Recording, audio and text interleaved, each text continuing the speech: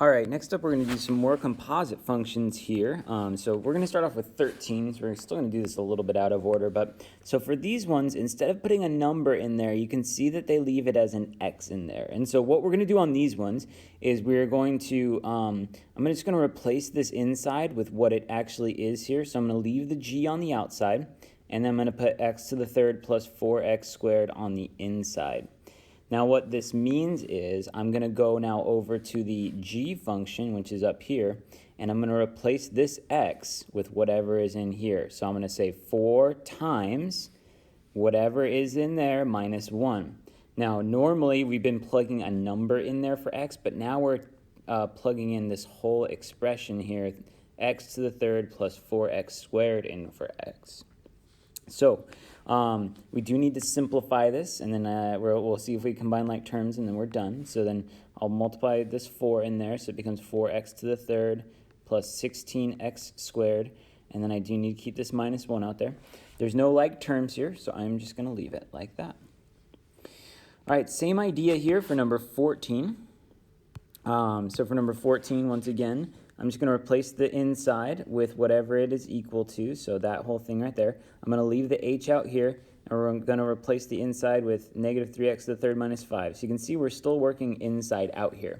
And so what that means is we need to take the h function. Whenever we see an x, we replace it with that whole thing right here.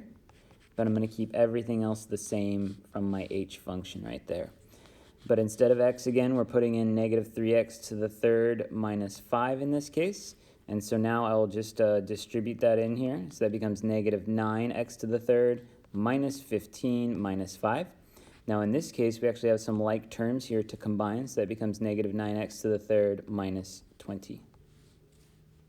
So next up we'll go ahead and try number 11. So number 11 is the same idea, except remember whenever I have this weird little circle thing, I always just rewrite that as g of f of x. And so on this one, same idea. We're going to do the inside first. I'm just going to replace this inside with what it is up here. So it's going to be g of 2x squared minus 4x. So then once again, that means I'm going to go to the other function, the g function, and I'm going to replace the x with whatever is in here. So I'm going to say 2, I'll leave open a parentheses, and I have the minus 3. So instead of 2x minus 3, I plug in this whole thing. I'm going to go ahead and distribute here. So that gives me 4x squared minus 8x minus 3. There's no like terms in this case, so I'm just going to leave it like that. All right, I will let you guys, or actually, you can skip number 12. We don't need to do that one. All right, next up here, we're going to work on this other idea called finding the inverse of a function. Now, the inverse of a function, something you need to know, is for this, we always switch x and y. And then so that's step 1. So then step 2 is isolate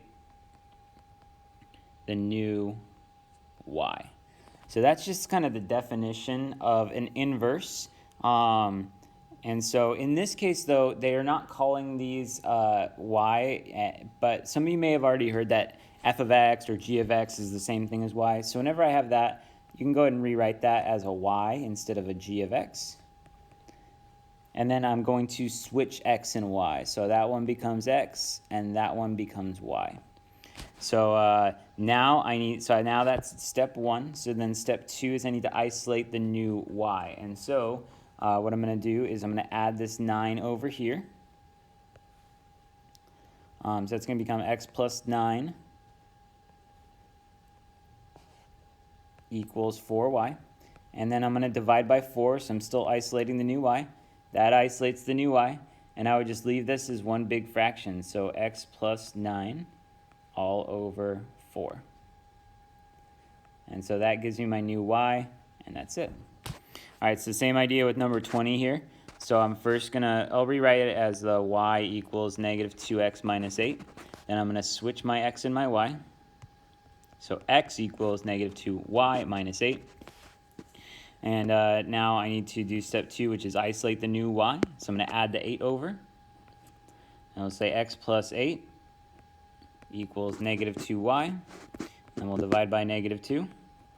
And then I would just cancel those out, and we can leave our answer like this: y equals x plus 8 all over -2.